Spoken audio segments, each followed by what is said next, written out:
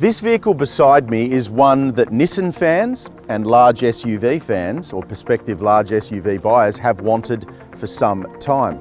Pretty attractive too, isn't it? I like the styling of it. It's the new Nissan Pathfinder, and it's fair to say that Nissan in Australia needed this vehicle in its lineup pretty badly. We've been excited to drive it. We're looking forward to testing it. It's got a new 9-speed automatic. It has that new styling that I've mentioned. But I think for me, the big highlight, apart from the way that it looks, is going to be the changes that Nissan has made to the cabin.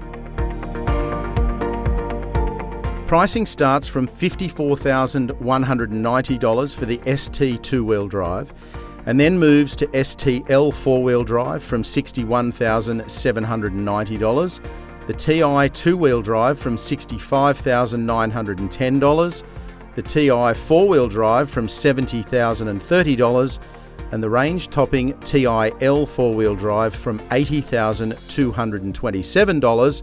And remember, all of those prices are before on-road costs.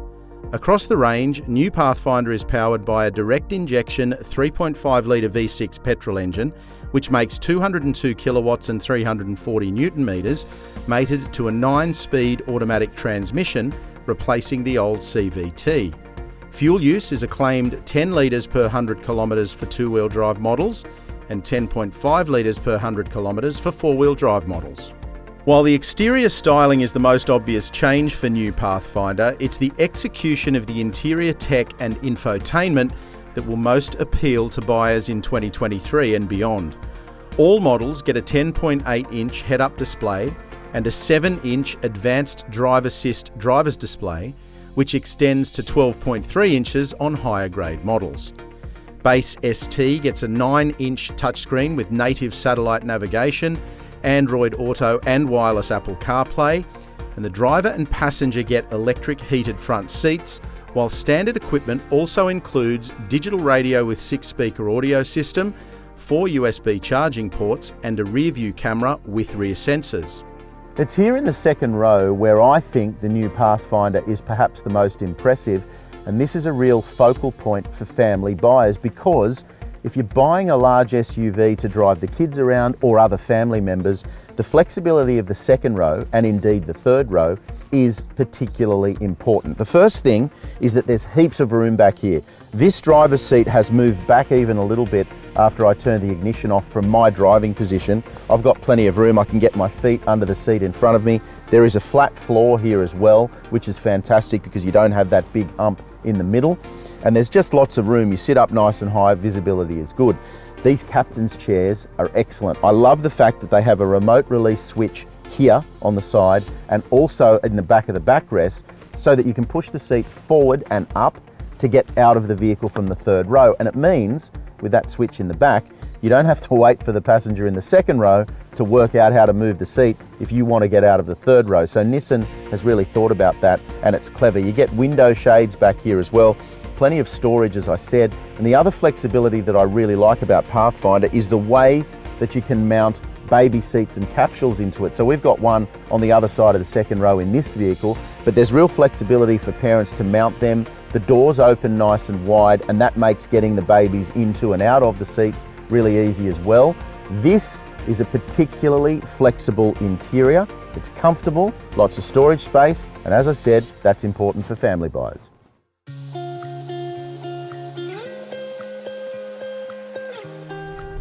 Despite the fact that most large SUVs are going to ply their trade largely around town, running the kids to and from school, doing family duties, I believe they need to be competent long-distance touring vehicles, and that is something that this new Pathfinder does really well. We've driven it around town, obviously, at launch, but now we're out on country roads driving the exact same kind of B roads that you're going to drive if you take the family on a holiday and you head off to do some exploring around your state or around the country.